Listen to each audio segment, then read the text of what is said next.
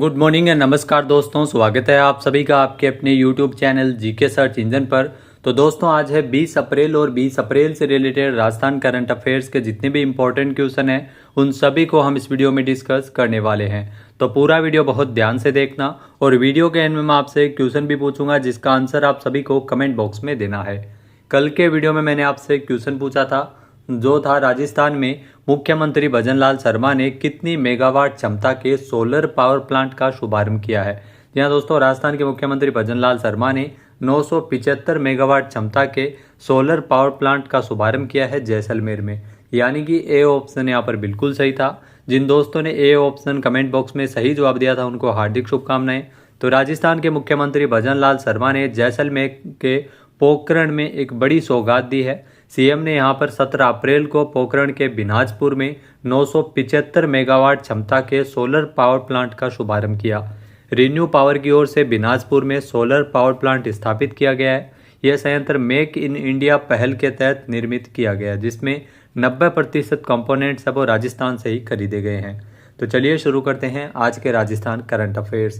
पहला क्वेश्चन है, ग्रीस में आयोजित विश्व ब्लिट्ज शतरंज चैंपियनशिप 2025 में राजस्थान की 9 साल की शतरंज की खिलाड़ी कियाना परिहार ने कौन सा मेडल जीता है। तो जो आप तस्वीर में देख रहे हैं कियाना परिहार इनका नाम है और इन्होंने जीता है कांस्य पदक। यानी कि सी ऑप्शन यहाँ पर बिल्कुल सही है। ये 9 साल की शतरंज की खिलाड़ी कियाना है, वो राजस्थान के उदयपुर की रहने वाली है। आइए जानते हैं इंपॉर्टेंट फैक्ट्स। तो उदयपुर की 9 साल की शतरंज की खिलाड़ी कियाना परिहार ने ग्रीस में आयोजित विश्व ब्लिट्ज शतरंज चैंपियनशिप 2025 में अंडर 10 बालिका वर्ग में इन्होंने कांस्य पदक जीता है और इतिहास रचा है। यह विश्व स्तर पर शतरंज में पदक जीतने वाली राजस्थान की पहली खिलाड़ी है। कियाना साल 2025 में अब थाईलैंड, जॉर्जिया और अन्य अंतर्राष्ट्रीय टूर्नामेंट्स में भारत का प्रतिनिधित्व करेगी। नेक्स्ट क्वेश्चन है, हाल ही में राजस्थान की भजनलाल सरकार ने प्रदेश में कितने नए परिवहन कार्यालय यानी आरटीओ खोलने की अधिसूचना जारी की है। तो 3 नए आरटीओ है वो खोले जाएंगे। इसकी अधिसूचना हाल ही में जारी की गई है। ए ऑप्शन यहाँ पर बिल्कुल सही है। आइए जानते हैं इंपॉर्टेंट फैक्ट्स। यहाँ दोस्तों, राजस्थान की भजनलाल सरकार ने प्रदेश में 3 नए परिवहन कार्यालयों को खोलने को लेकर अधिसूचना जारी कर दी है।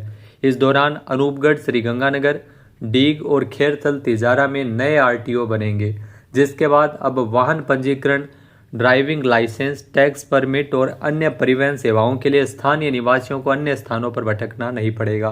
डीग के इस नए कार्यालय को नया पंजीयन कोड RJ63, अनूपगढ़ श्रीगंगानगर को RJ62 और खेरथल तिजारा को RJ64 कोड है वो दिया गया है। नेक्स्ट क्वेश्चन है, हाल ही में किस राज्य में मान्यता प्राप्त पत्रकारों के बच्चों के लिए उच्च शिक्षा के लिए छात्रवृत्ति योजना लागू की जा रही है। जी हाँ दोस्तों, उच्च शिक्षा हेतु पत्रकारों के बच्चों के लिए जो छात्रवृत्ति योजना है वो राजस्थान सरकार के द्वारा लागू की जाएगी। यानी कि ए ऑप्शन इस क्वेश्चन का बिल्कुल सही है। आइए जानते हैं इंपॉर्टेंट फैक्ट्स। तो मुख्यमंत्री भजनलाल शर्मा के निर्देशानुसार अब सूचना एवं जनसंपर्क विभाग ने मान्यता प्राप्त पत्रकारों के बच्चों के लिए उच्च शिक्षा के लिए छात्रवृत्ति योजना की अधिसूचना जारी कर दी है। बजट घोषणा 2024-25 की पूर्ति करते हुए राज्य के सभी मान्यता प्राप्त पत्रकारों के बच्चों को राष्ट्रीय स्तर के उच्च शिक्षण संस्थानों में अध्ययन के लिए आर्थिक सहायता राशि प्रदान करने के लिए योजना शुरू की गई है। ऐसे में मान्यता प्राप्त पत्रकारों के बच्चे जिनकी स्वयं की आजीविका पूरी तरह पत्रकारिता पर निर्भर है और अभ्यर्थी की स्वयं की वार्षिक आय 5 लाख रुपए से कम है वो इसके पात्र होंगे। अगला क्वेश्चन है, जल जीवन मिशन की राष्ट्रीय रैंकिंग में राजस्थान कौन से स्थान पर है। तो जल जीवन मिशन की जो राष्ट्रीय रैंकिंग है उसमें राजस्थान का 31वां स्थान है। यानी कि बी ऑप्शन यहाँ पर बिल्कुल सही है। आइए जानते हैं इंपॉर्टेंट फैक्ट्स। तो जल जीवन मिशन की जो राष्ट्रीय रैंकिंग जारी की गई थी जिसमें राजस्थान है वो 31वें पायदान पर है। राजस्थान में कुल 1.07 करोड़ परिवारों तक पानी पहुंचाने का लक्ष्य था, लेकिन अब 45% घरों में जो कनेक्शन है वो नहीं हो सका है। तो केंद्र सरकार ने मिशन की अवधि को भी 3 साल तक यानी 2028 तक के लिए बढ़ा दिया है। प्रदेश में सिर्फ 56% ही काम पूरा हो चुका है, जबकि मार्च 2024 तक 100% कनेक्शन का लक्ष्य रखा गया था।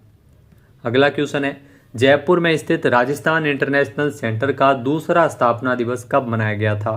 तो जयपुर में राजस्थान इंटरनेशनल सेंटर का दूसरा स्थापना दिवस 17 अप्रैल 2025 को मनाया गया। यानी कि बी ऑप्शन यहाँ पर बिल्कुल सही है। साल 2023 में राजस्थान इंटरनेशनल सेंटर की स्थापना जयपुर में की गई थी। आइए जानते हैं इम्पोर्टेंट फैक्ट्स। तो हाल ही में 17 अप्रैल 2025 को राजस्थान इंटरनेशनल सेंटर का जो दूसरा स्थापना दिवस मनाया गया था। 17 अप्रैल 2023 को राजस्थान के पूर्व मुख्यमंत्री अशोक गहलोत ने जयपुर के जालाना स्थित राजस्थान इंटरनेशनल सेंटर का लोकार्पण किया था।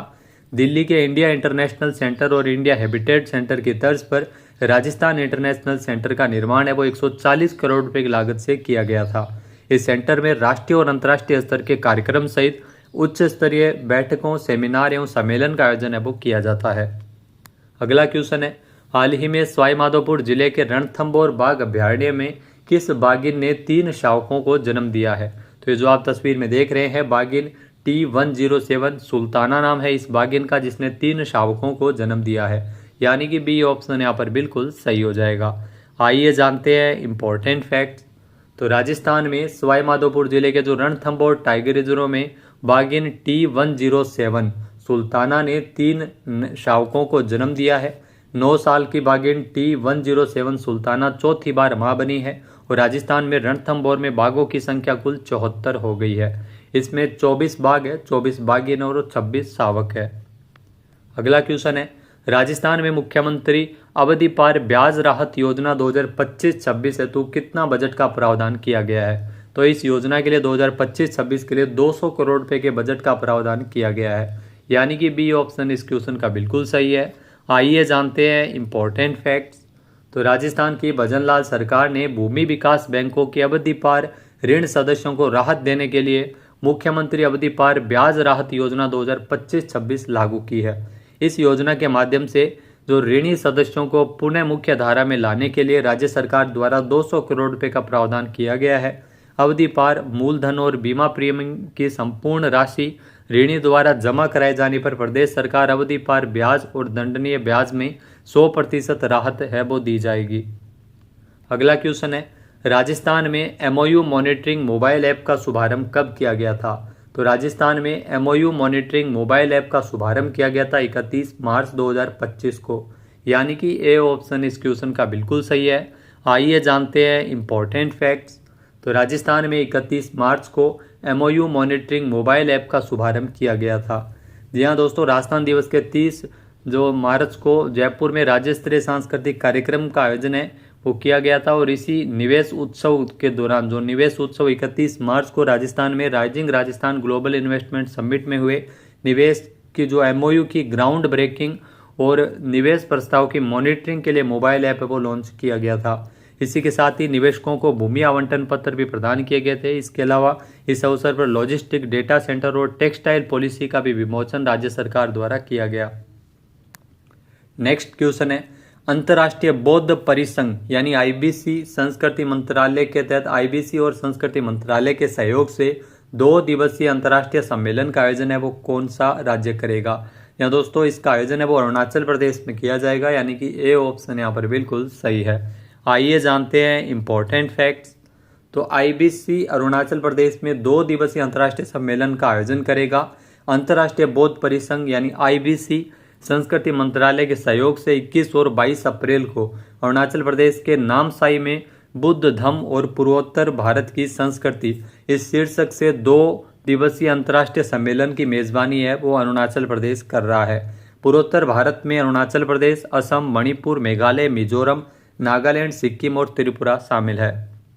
अगला क्वेश्चन है, विश्व यकृत दिवस हर साल कब मनाया जाता है? तो विश्व यकृत दिवस जो प्रतिवर्ष 19 अप्रैल को मनाया जाता है। सी ऑप्शन इस क्वेश्चन का बिल्कुल सही है। आइए जानते हैं इम्पोर्टेंट फैक्ट्स। तो विश्व यकृत दिवस जो हर साल 19 अप्रैल को मनाया जाता है, इस दिन का मुख्य उद्देश्य यकृत रोगों के बारे में जागरूकता बढ़ाना है। विश्व यकृत दिवस 2025 का जो विषय है वो भोजन ही औषधि है। जी हाँ, इसी विषय पर विश्व यकृत दिवस है जो हर साल 19 अप्रैल को मनाया जाता है। इसकी शुरुआत 2010 में European association for the study of the liver के द्वारा की गई थी। यह दिन 1966 में EASL यानी जो European association for study of the liver EASL के गठन के मेल खाता है, यानी 1966 में इसका गठन किया गया था। अब बात करते हैं आज के हमारे क्विज की, जिसका आंसर आप सभी को कमेंट बॉक्स में देना है। तो आज का क्विज है, जयपुर राजघराने के ब्रिगेडियर सवाई भवानी सिंह की मोम की प्रतिमा कहाँ लगाई जाएगी। एक बार फिर से सुनेगा, जयपुर राजघराने के ब्रिगेडियर सवाई भवानी सिंह की मोम की जो प्रतिमा है वो कहाँ लगाई जाएगी। सही आंसर आपको कमेंट बॉक्स में देना है। और अगर ये वीडियो आपको पसंद आए तो इसे आप लाइक और शेयर करना बिल्कुल ना भूलिएगा। चैनल में नए जुड़े हो, सब्सक्राइब नहीं किया है तो भी सब्सक्राइब बटन पर क्लिक करें। इस वीडियो की जो पीडीएफ फाइल है वो आप वीडियो के डिस्क्रिप्शन बॉक्स से डाउनलोड कर सकते हैं। क्वेश्चन आंसर आप वोट करके भी कर सकते हैं। वीडियो देखने के लिए धन्यवाद। जय हिंद, जय भारत, जय राजस्थान।